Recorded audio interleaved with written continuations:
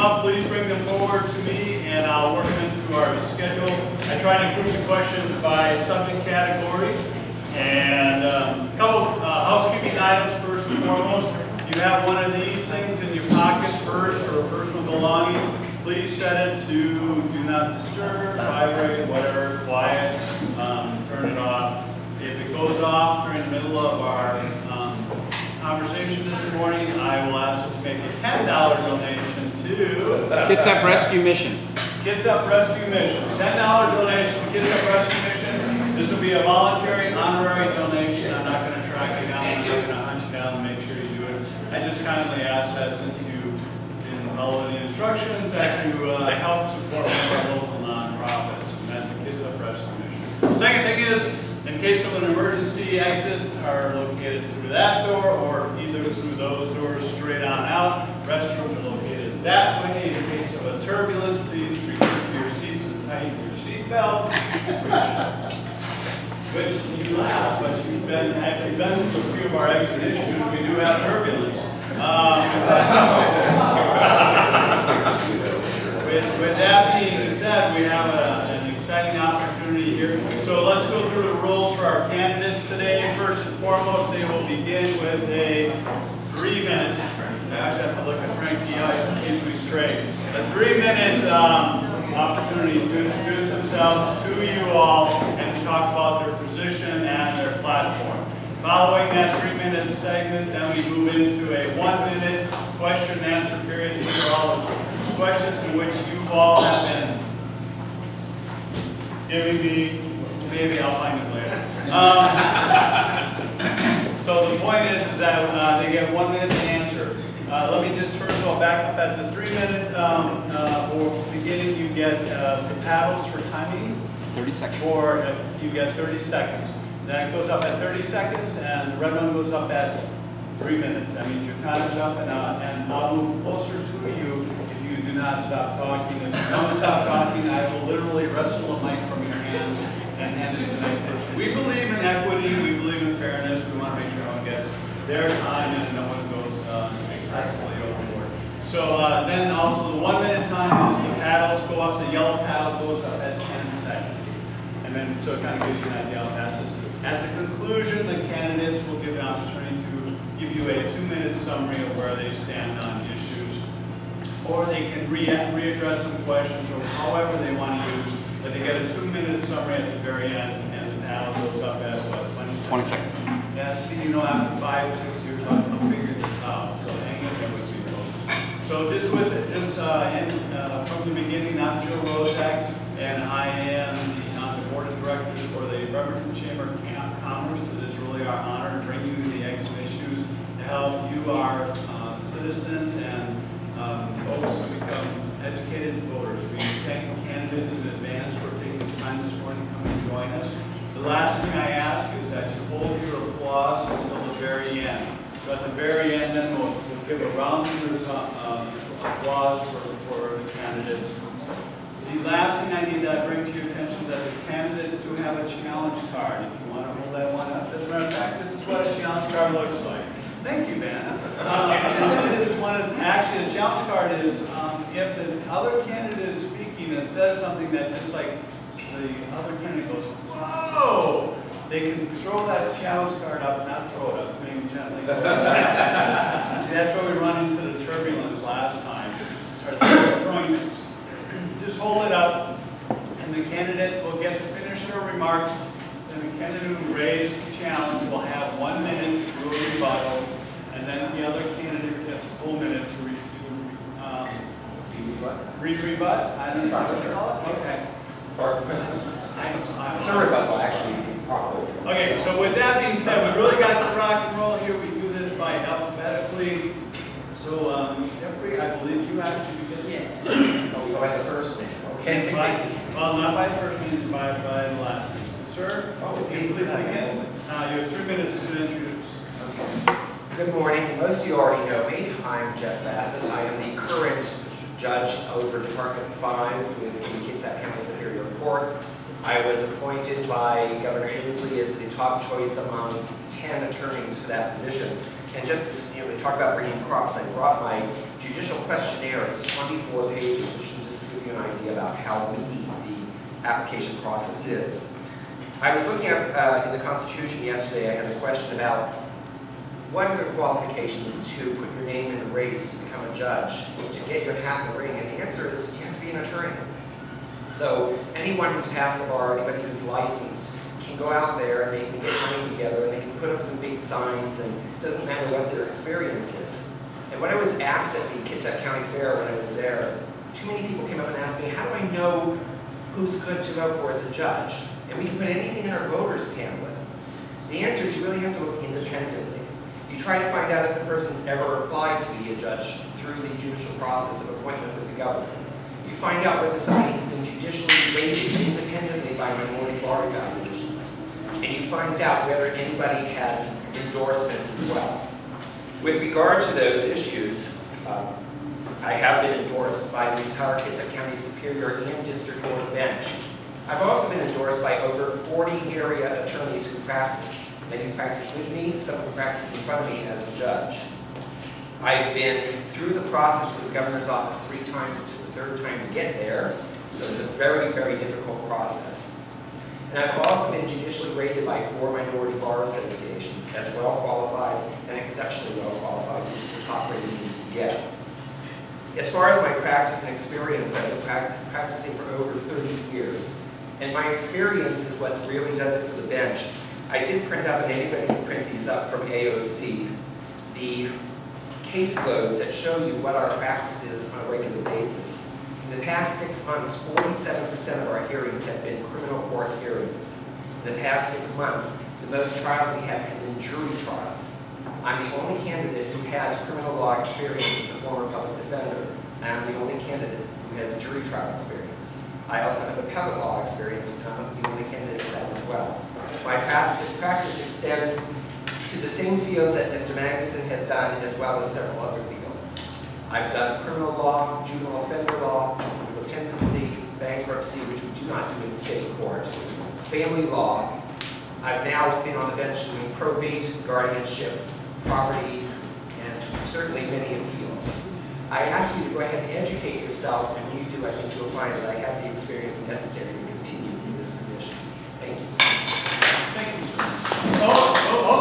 Thank you, thank you. Remember, you got a cannon, hold it up, bottle it, and we'll save it for the very end and uncork it. Thank you. So, Dale, please, your 3 minutes. First, I'd like to thank the Bremerton Chamber of Commerce for hosting these Eggs and Issue segments. I'd like to thank all of you for getting up very early and coming here to listen to us. My name is Dale Magnuson. I believe I'm the most qualified to serve on the position you apply. I have the most experience locally. I have way more experience with the military, and I'm a veteran, and have represented military personnel and veterans. I've worked in the shipyard for over 7 years, and I've represented shipyard workers and other government employees. Over the past 28 years, I've been constantly before this Kitsap County Superior Court, litigating many different kinds of cases: maternities, parenting plans, modifications of parenting plans, relocations of children, child support modifications, third-party custody, other custody matters, adoption, dependencies, divorces, legal separations, representing landlords, representing tenants, probating wills, serving as a guardian ad litem for alleged incapacitated persons, and matters involving business and real estate. I ask for your vote in November. I was born and raised here in Kitsap County. I'm fluent in German. I've spent 5 adult years in Germany, and I have an undergraduate degree in German. I served in the United States Army for nearly 5 years and was trained in Russian, graduating with honors from the Defense Language Institute, Presidio of Monterey. I held a top secret cryptologic clearance, and I served in Berlin as a Russian linguist. I also worked at Puget Sound Naval Shipyard full-time for about 7 years, becoming a metals inspector. During that time, I worked a graveyard shift, commuting to the University of Washington to obtain my bachelor's degree. I graduated with my Juris Doctor from Brigham Young University. I have a presidential appointment as a volunteer to the Selective Service System, and have served in that capacity for many years. In addition to working in the Kitsap County Superior Court, I've also been a federal bankruptcy attorney in the Federal Bankruptcy Court for the Western District of Washington at Seattle and Tacoma for over 28 years. I started my own business. My office has been in Silverdale for over 28 years. I understand the county and its citizens. I've practiced here for over 28 years, 28 solid years, and I have managed my own office for an equal amount of time. Fellow attorneys asked me and encouraged me to run for this position, and they have been very supportive to my campaign.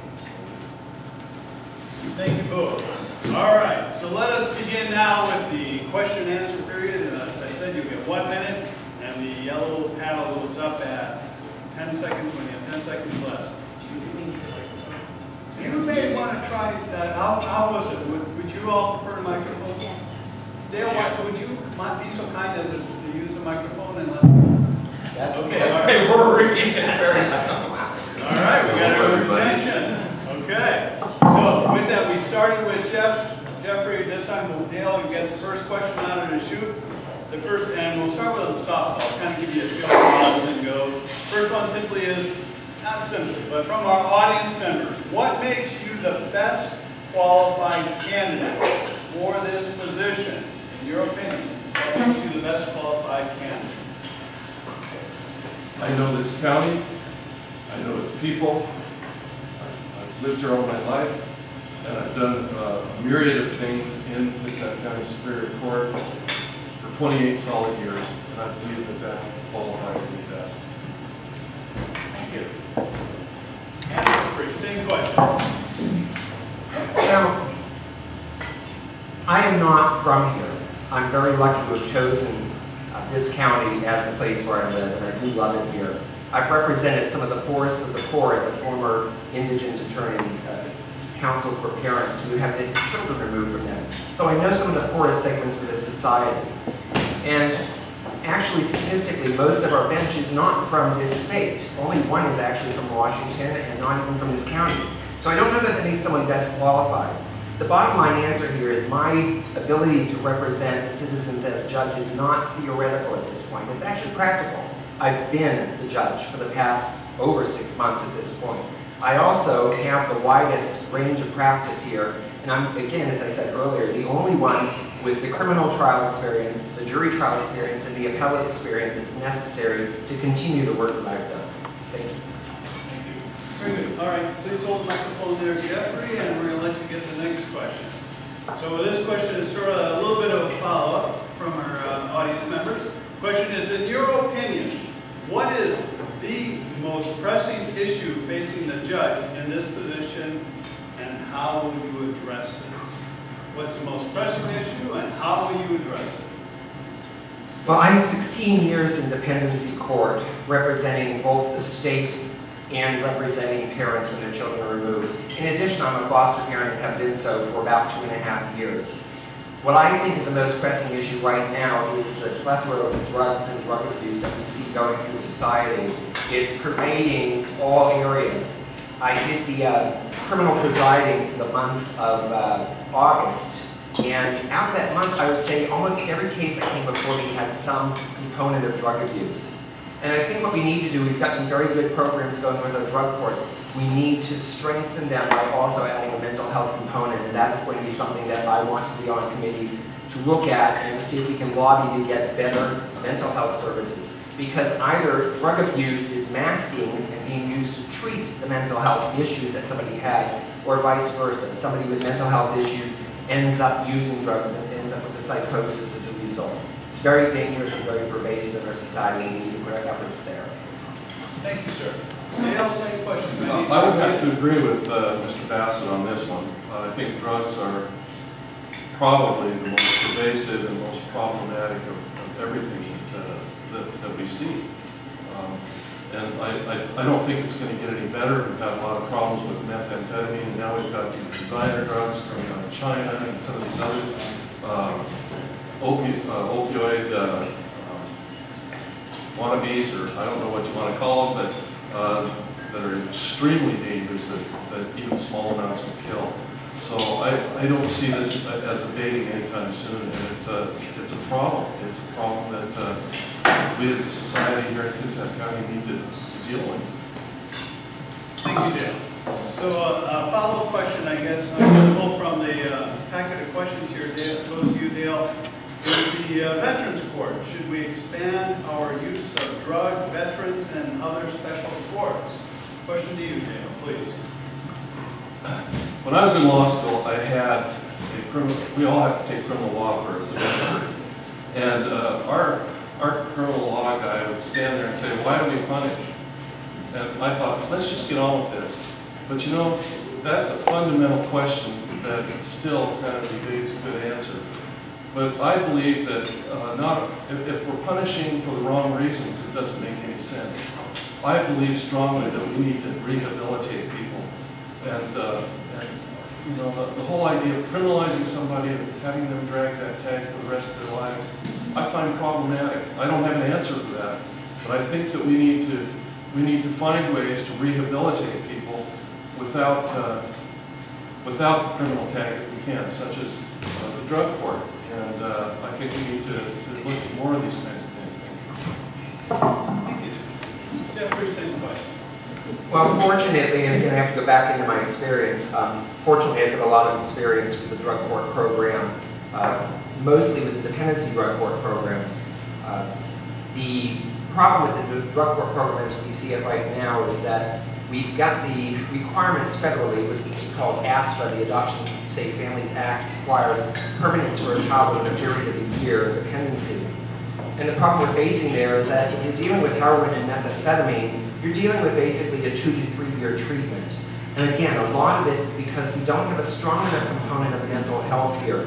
We need to expand these courts. Veteran court has really been something very good for the community, for our vets. The family dependency court has saved many families and kept them together. And the cost otherwise is walking away from these children because of the drug issues. So yes, we do need to put our money into these courts. They're very valuable. I disagree about that everybody deserves, and I don't know if this is the way Mr. Magnuson meant it, that everybody deserves the rehabilitation. It should be sparingly used where necessary in criminal ways. Very good. Okay, we have our first challenge today, so goes to Dale, please. I certainly didn't intend that everybody deserves to be rehabilitated. I think it's pretty clear that there are some individuals that are incapable of rehabilitation, and these people we lock out. Jeffrey, can you go to- I guess I'll just shortly explain that, and we do have some prosecutors here.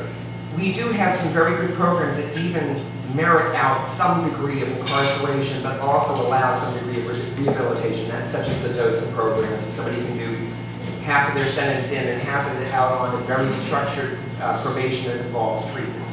So yes, these are things that are necessary for people who are new in the system who really deserve that chance at rehabilitation. Thank you. Okay, so I don't want to get confused here, but Jeffrey, you ended, so I get this back to you. So the next question is, which goes back to some of our original inquiries about your background and qualifications. This question simply is, why did you apply or not apply for appointment to this position? And this goes to Jeffrey. And then I go to Dale. That's it for me. All right, you guys are an arm wrestle a little bit, but I think I get a final call. Okay. Well, as I stated, this was my third attempt, and it all started because, well, my father was a judge and an attorney down in Florida, and I've always aspired to be the best I could in his career, which I think means getting onto the bench. But actually, one of the judges, and she's not here this morning, but she's running late, she actually talked to me about it when Judge Dixon had vacated his seat in 2013, and she encouraged me to run. And then Commissioner Lowens, who recently retired, joined in and said, you really need to do this. So I had the encouragement of the judiciary saying, you need to be up here with us. This is what you need to be doing for your future, and this is what the county needs. Thank you, sir. And Dale, please. I didn't have any plans to run at all until about 2 days before the filing period, when I got a call from a fellow attorney who said, we want you to run. And so I said, well, as long as I have a committee, and they got together a committee, and here I am. So this wasn't something of forethought. This is kind of like the last minute. So it's been interesting. Thank you, Dale. So staying with you, Dale, this is a follow, not a follow, this is actually a new question, new area. One of our readers got up extra early this morning and read the Wall Street Journal. I just got through the Kitsap Sun, so kudos to that person. Wall Street is still pending. And today, can't verify this, but today in the Wall Street Journal, I trust this to be true. The Wall Street Journal, the editorial page described a wholesale fraud in courtroom signs. So two parts of this question is, how will you address correcting the fraud, or how will you deal with the law enforcement perpetrators of this fraud? Courtroom signs. First of all, I think I've got an ethical problem here, because things that might come before me as a judge, I can't address. And so, if this is a fraud issue, I don't think that I can address it at this point. There are fairly high standards as to evidence, and I think that we need to pay close attention to those evidentiary issues. Thank you, sir. Well, I don't think it's something that we can't address because we're talking in general with regard to courtroom science and allegations of fraud. I don't know of any particular case where that's being an issue right now. In general, though, I have to agree the evidentiary rules apply. We apply what's called the Fry test, and that is a test to see whether something is scientifically accepted in the community. So I don't know that there's a way to, you can't hook everyone up to a lie detector test that comes in. As a matter of fact, that's not something permissible in court to begin with. But you have to allow the process to do itself. This is why we have prosecutors, this is why we have defense attorneys. They are there to argue for and against whether something is or is not acceptable, scientifically based in fact, and acceptable within the scientific community. Very good. So Jeffrey, since you Dale started, Jeffrey, you get to start the next round of questioning. And this is simply, do you support mandatory sentencing? Well, that's a word I will never get. But do you support mandatory sentencing? I'm not sure I understand the question. Well, I guess that's the problem. I'm sorry, I have trouble with the handwriting here. Does that look like anything? It looks like kitty to me. That doesn't make any sense. Maybe no disrespect to our citizen who have made this question, but I guess the question does, do you support the issue of mandatory sentencing as opposed to, sentencing that is not mandatory? Well, that's kind of it. I'm kind of confused with the question. All I can advise is that with regard to criminal cases, we do have a grid that is based upon the past criminal conduct. It's also based upon the current crime. It's based upon enhancement factors. And the court is required to sentence within that grid unless there are compelling reasons and compelling arguments to go above or below that grid. So really, not knowing exactly what the question means, all I can advise is that having done a month as a criminal presiding, I've done my best to keep sentences within the range that is agreed upon by the parties as the appropriate range based upon their sentencing and the products. Thank you.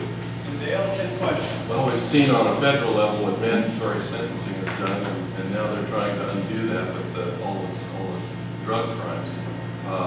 Yes, we have a grid, and I think in general that grid probably serves us well. But I don't know that I have much of an answer for that. Thank you, sir. All right, then, Dale, next question is, again, this is, since you're both applying for, by some perspective, a job, the candidate, the citizen question is, in my job interview, every potential employer has asked about my experience for the job. So my question is, what experience do you have as a trial lawyer in criminal law before a judge or jury that uniquely qualifies you for this position? Yeah, would you please take first? None. Here's the real issue. In order to be in the criminal realm, you're either a prosecutor with the county or you have contracts. I don't have any state contracts, and I haven't for many, many years. I was talking to Tim Kelly the other day, who's been a defense attorney for a long time, And he agreed with me. He said, you know, I think family law is far more difficult because it has so many moving parts. I'm not suggesting for 1 minute that prosecutors have an easy job or defense attorneys have an easy job. But in criminal law, you have elements of the crime. And the state is required to prove beyond a reasonable doubt every one of those elements of crime. And they don't, the defendant walks. I have, Okay.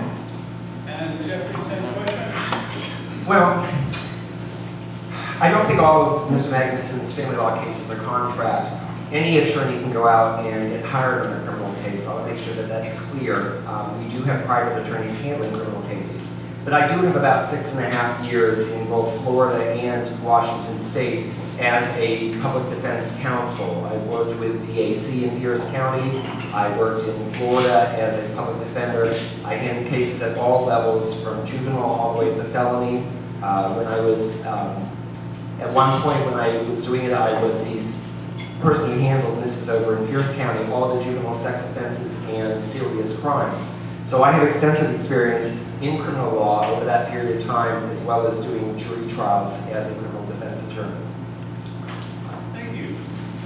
So our next question is our court system. What is the overall state of our court system, and what would you improve? So what is the overall state of our court system, and what would you improve? Jeffrey? Putting aside that I'd love to have a window in my office because I've got a brick wall, I think our court system is a little glutted because we've got a lot of cases. Our judges work really hard. After I'm done here today, I have to go do the dependency roundup, and then I start a criminal trial. We are constantly at work for the citizens of the county. It would be nice if we all had our own assigned courtrooms. It'd be nice if we all had the luxury of having our own secretaries or paralegals. We do share those, but we work very well together. I think we're doing our absolute best to clear up any criminal backlog, and we instilled the settlement process for all of our civil cases. So I think we're in the right direction. We're working hard for the citizens. There's still a lot to do, and we are doing it. Thank you, sir. And Dale?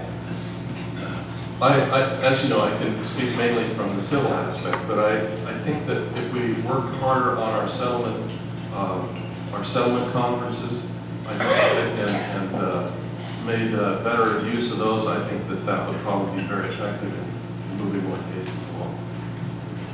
Okay, and we have a challenge card. Go ahead, Jeff, please. Well, it's not so much a challenge as I want to go to that last comment and make sure that everybody understands. The judges, some courts, some counties, they actually have external arbiters, external mediators. We do that in our court. And not only do we do the primary settlement conferences on these cases, we usually set these for seconds to see if we can do something to resolve them. Yesterday, as an example, I spent 3 hours resolving, and it was resolved, a juvenile dependency matter that was set for trial next week. So we do our very best, and we are constantly, as I said, working hard to try to clear the backlog on these cases and get them resolved at all levels of civil. Thank you. Dale, you have an opportunity to rebuttal? Well, Okay. I'd just like to make one comment. Yes, sir. I've noticed, I think it would be helpful if the judges would take the attorneys aside before the settlement conferences and say, look, how would you like us to play this? Sometimes they have to separate the parties. They absolutely cannot get along for whatever reason. But sometimes one of the parties simply needs to hear, you're not going to get what you think you're going to get. And I think that would be helpful from the bench to sometimes be able to talk to the attorneys to see if that's kind of where this needs to go. And I think many times that might be helpful. All of us have had experience in these areas, many of these areas anyway, and I think it would be helpful to do that. All right, I think last option with you, Jeffrey. Questions? I'm okay. Okay. I'm going to toss you this next question. So the question is, what do you believe contributes to the high incarceration rates of minorities in the United States? You know, if I could truly answer this question, we would resolve the issue. It's really hard to say. A lot of it is disparate income, the lack of the ability to advance, the lack of a step up, the plethora of drugs in the areas in which they're trafficked. Unfortunately, with drugs are trafficked, a lot of our minority community doesn't have any choice as far as where they're living. This is where they've got affordable housing, and it just grows around it. So there's no real answer as to solving that. We do have to recognize that there is disparity in our society between the minority population and the population as a whole. And unfortunately, that disparity and that lack of a chance is what usually ends up having the higher incarceration rates. Thank you, sir. Dale, same question. I wish I had the answer, but I think it's a myriad of things. Hopelessness is one. Drugs is definitely another. Possibly disparate treatment by police. That's certainly out there in our newspapers quite a bit these days. I think we need to look at all those things and see what we can resolve. Thank you, sir. So this is a follow-up question to that one, Dale, from another audience member who asked questions going back to sentencing guidelines. And the question is, are our guidelines too restrictive? Are we sending too many minorities to prison? Do you believe the guidelines are too restrictive? Dale, please. Well, I think the guidelines are intended to be neutral, and I don't know the statistics on minorities going to prison, but they should be neutral, and I think they are. It has to do with the number of crimes you've committed, and whether you're a first-time offender, all those kinds of things. So, whether there's a disparate percentage of minorities in prison, I don't have an answer for that. Thank you, sir. Jeffrey? I have to agree to a certain extent. I think